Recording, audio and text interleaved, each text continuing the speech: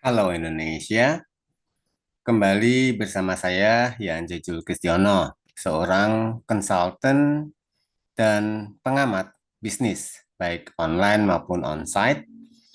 Saya juga seorang konsultan pendidikan, baik yang ingin belajar di dalam negeri maupun di luar negeri, international business consultant, saya juga English trainer dan motivator, serta memberikan pelatihan profesi sesuai bakat dan minatnya. Dan semua program saya menggunakan garansi uang kembali jika tujuan Anda tidak tercapai. Misalnya, Anda ingin mengkursuskan bahasa Inggris putra-putri Anda kepada saya selama 2 tahun, maka putra-putri Anda harus menjadi juara dalam suatu event yang diselenggarakan oleh umum. Ya, jadi bila mana hal itu tidak tercapai, maka seluruh biaya kursus yang telah Anda keluarkan akan saya kembalikan 100%. Bagi teman-teman yang sudah pernah bertemu langsung dengan saya, sudah pasti mengenal saya dengan baik. Bagi yang belum kenal saya, silahkan browsing ya atau googling baik di YouTube, Facebook, Google atau Gmaps ya dengan kata kunci Yance Julkistiono atau Yance Motivator atau Yance Motivator Indonesia. Pasti menemukan data saya ya. Oke. Oh ya, bagi yang sekarang berada di tempat umum dan tidak menggunakan headset, Anda bisa mute videonya, audionya, dan cukup dengan membaca teks ini agar tidak mengganggu ketertiban umum. Begitu ya. Oke. Nah, teman-teman mungkin pernah atau bahkan sering mengalami penipuan online ataupun iklan yang bombastis ya, yang menjanjikan betapa mudahnya mendapatkan uang dengan cara rebahan atau cuma kerja sampingan ya, tapi hasilnya melebihi pendapatan pokok kita. Atau bahkan dengan janji manis ya, lunas hutang dengan cara yang mudah dan cepat. Dan peristiwa ini sangat marak belakangan ini. Betul ya? Saya pun pernah mengalami hal itu. Ya, pernah ketipu juga gitu ya. Jadi ada yang jelas-jelas menipu, ada yang janji jadi manis tapi namun tidak terbukti dan ada yang kamuflase. Tapi itu semua setali tiga uang. Artinya sama-sama merugikan pihak lain. Nah, di video ini saya akan paparkan semuanya berkaitan dengan hal ini. Dari akar permasalahannya atau pemicunya, cara mencermatinya, serta cara mengatasinya. Simak video ini tanpa di-skip agar tidak gagal paham. Oh ya, bagi yang baru bergabung di channel saya ini, silakan subscribe, nyalakan loncengnya, like, dan komen positif, serta share ke relasi teman-teman agar semakin banyak orang yang terselamatkan dari upaya-upaya penipuan yang marak sekarang ini. Oke? Saya ucapkan terima kasih bagi yang sudah subscribe, sudah like, sudah komen positif, serta sudah share video ini. Yuk, kita mulai ya. Oke, agar durasi video ini tidak terlalu panjang, maka akan saya bagi menjadi 3 bagian. Oke ya. Oke, nah di bagian pertama ini kita akan membahas mengenai akar permasalahan penipuan online. Ya, ini meliputi apa saja? Satu, faktor manusia. Ya, kurangnya kesadaran kita dan pengetahuan kita. Kurangnya pemahaman tentang bahaya penipuan online dan cara menghindarinya. Oke. Kemudian yang kedua, ketergantungan pada teknologi. Ya, hampir bisa dipastikan kita semua saat sekarang ini tergantung dengan yang namanya teknologi tinggi.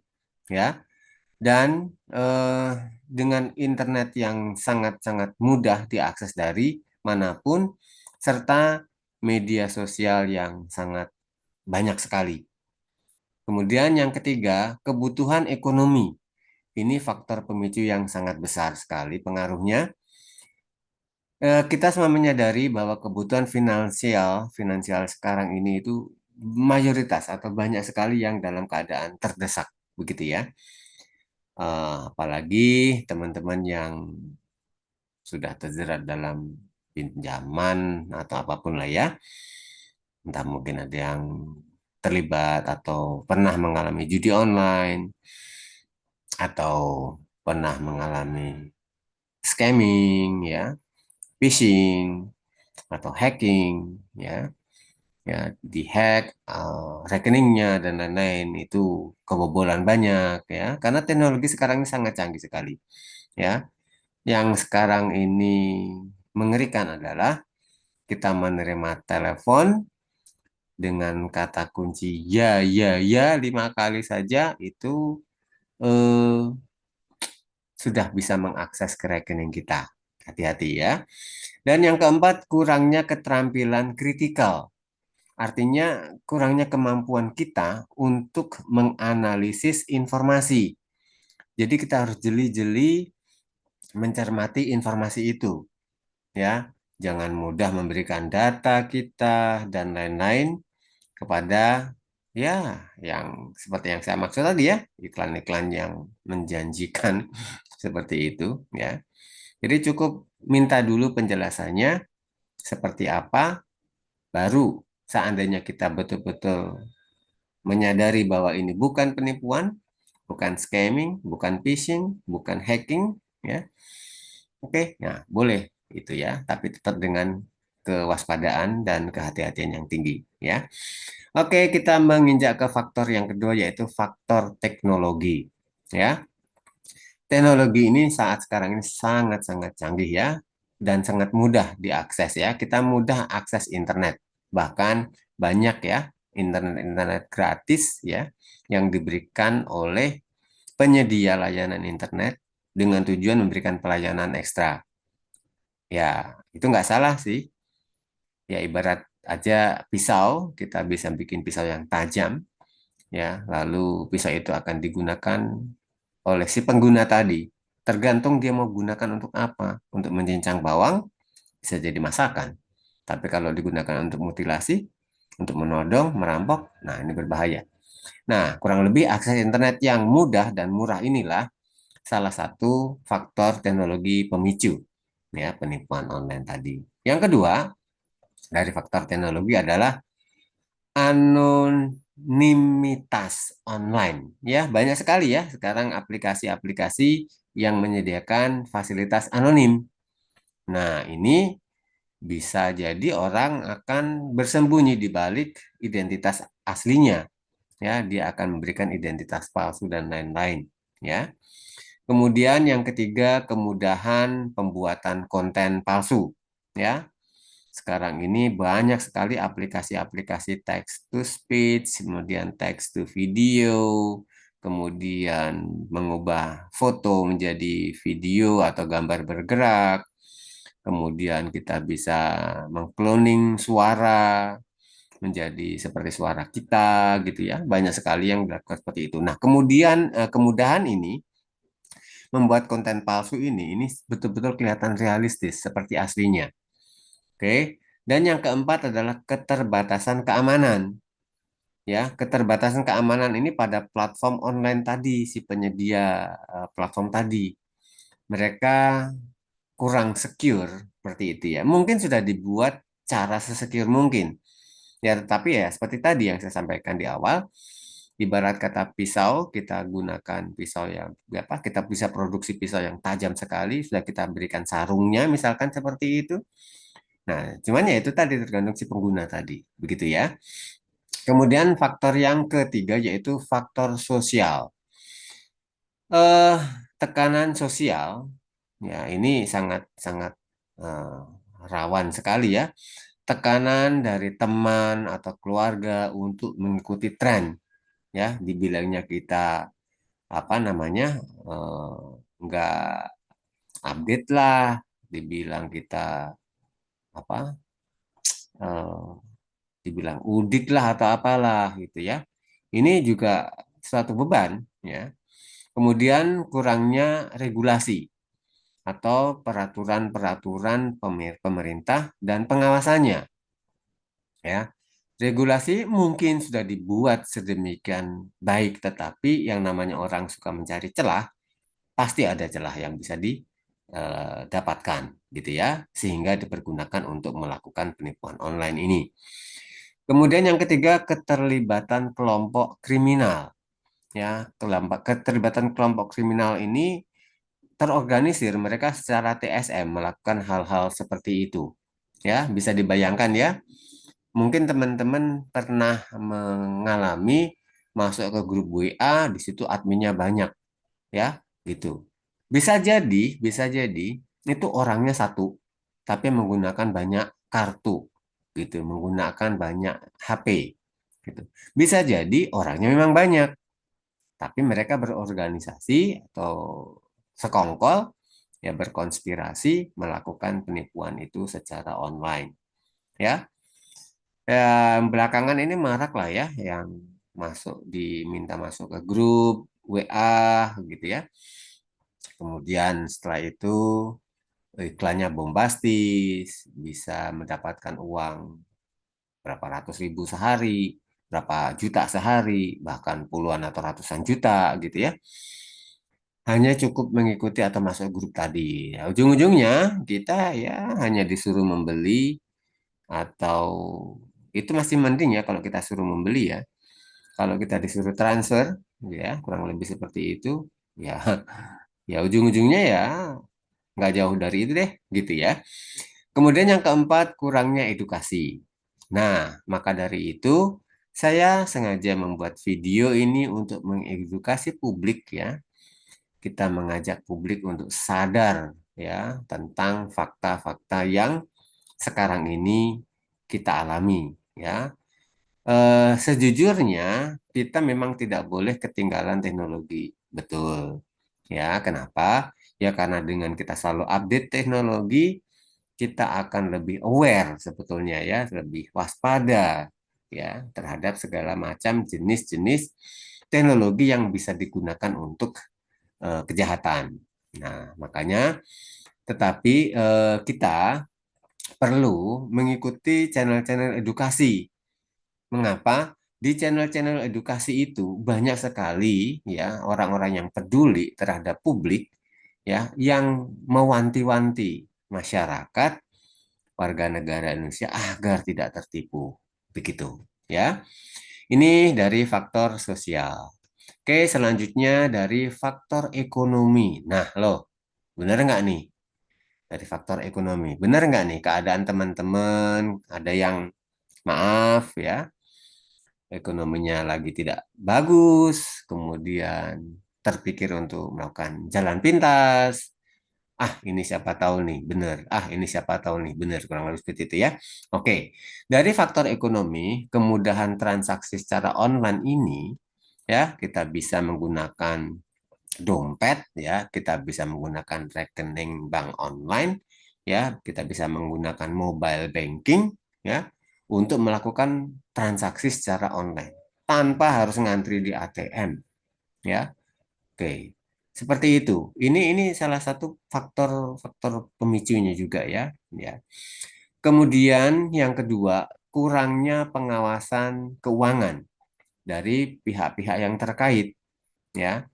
Ya, misalkan sudah terjadi pelaporan, tetapi harus dibuktikan dengan ini dan itu sehingga memakan waktu yang cukup lama, maka si pihak-pihak penipu tadi punya kesempatan untuk menghilangkan jejak, kurang lebih seperti itu ya.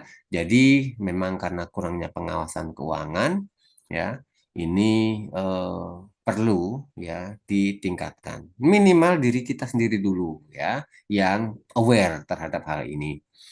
Yang ketiga, ketergantungan pada transaksi digital. Ini memang mau tidak mau gitu ya. Ini memang tidak mau. Kenapa? Kita butuh kecepatan dalam pelayanan. Kita butuh kecepatan dalam bertransaksi.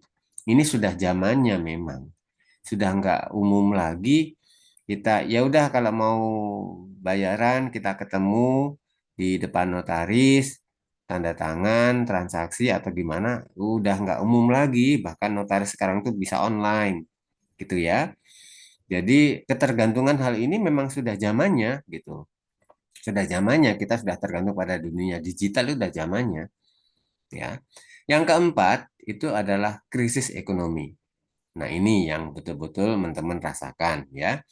Saya membaca komen-komen teman-teman di grup-grup WA yang ya kurang lebih seperti itulah ya. Ujung-ujungnya penipuan, ujung-ujungnya kita menjadi apa ya? Menjadi objek untuk membuat kaya si pengiklan dan ujung-ujungnya ya penipuan itu tadi ya. Krisis ekonomi ini memicu kebutuhan finansial yang sangat besar ya, sehingga mayoritas orang berbondong-bondong dengan mudahnya masuk ke dalam suatu kolam, kurang lebih seperti itu. Nah, bila mana kolam itu diisi oleh grup-grup gerombolan atau konspirasi orang-orang penipu, banyak yang terhipnotis eh, secara nggak sadar bahwa itu mereka konspirasi melakukan tindakan itu, sehingga ya udah terjadilah transaksi atau transfer yang di luar kontrol kita, di luar kendali kita, ya udah itu terjadi. Dah, gitu kurang lebihnya. Dan yang faktor lain yaitu kurangnya kerjasama antar lembaga atau pihak-pihak yang berwenang ya untuk bersinergi melakukan pemberantasan dan mengatasi penipuan ini. Yang kedua, keterbatasan sumber daya. Kita memahami sumber daya bangsa kita yang terkait dalam kebijakan itu memang terbatas ya. Jadi ini juga salah satu faktor, makanya marak penipuan itu semakin menjadi-jadi dan kurang mudah dikontrol. Kemudian kurangnya kesadaran hukum. Kita banyak yang nggak melek hukum ya. Ini memang perlu mengikuti channel-channel edukasi tentang hukum gitu ya. Ikutin ya. Oke. Nah, itulah kurang lebihnya eh, faktor atau akar permasalahan yang menyebabkan maraknya penipuan-penipuan online. Oke, untuk mengatasi penipuan online perlu dilakukan satu, edukasi dan kesadaran masyarakat, ya. Yang kedua, pengawasan dan regulasi yang ketat. Ini memang harus perlu, ya. Yang ketiga, itu pengembangan teknologi keamanan, ya. Teknologi-teknologi ini memang sudah canggih, cuman tidak diikuti oleh pengembangan keamanannya seperti apa. Yang keempat, kerjasama antar lembaga ini harus lebih dibikin solid, ya. Dan yang kelima, penegakan hukum yang efektif. Nah, itu perlu pemerintah pikirkan, eh, dirapatkan supaya menjadi suatu bukti yang nyata, gebrakan nyata ya untuk melindungi masyarakat dan warga negara Indonesia ini. Oke, dan saya rasa seperti itu ya. Bagi yang ingin mengetahui lebih detail, ya silakan bergabung di grup WA saya agar mendapatkan link-link video selanjutnya, ya, dengan cara klik link yang saya berikan di deskripsi di bawah video ini. Manfaat dari Anda bergabung di grup WA saya adalah agar kita dengan cepat dan mudah mengetahui bahwa ini bisnis penipuan atau ini cuma iklan yang bombastis, atau bahkan kita dengan jeli bisa mengetahui bahwa ini hanya sekedar kamuflase belaka, ya. Di situ di deskripsi itu ada jelas ya, https titik dua double garis miring double slash chat.whatsapp.com slash BRX7 UMBT7 AG6 FXC SZY SP PV PY ya. Oke.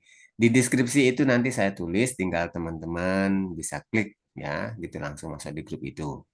Oke, sampai bertemu lagi di grup WA yang sudah saya sediakan agar teman-teman bisa ngobrol dengan saya melalui Zoom meeting dan agar mendapatkan link-link video saya selanjutnya.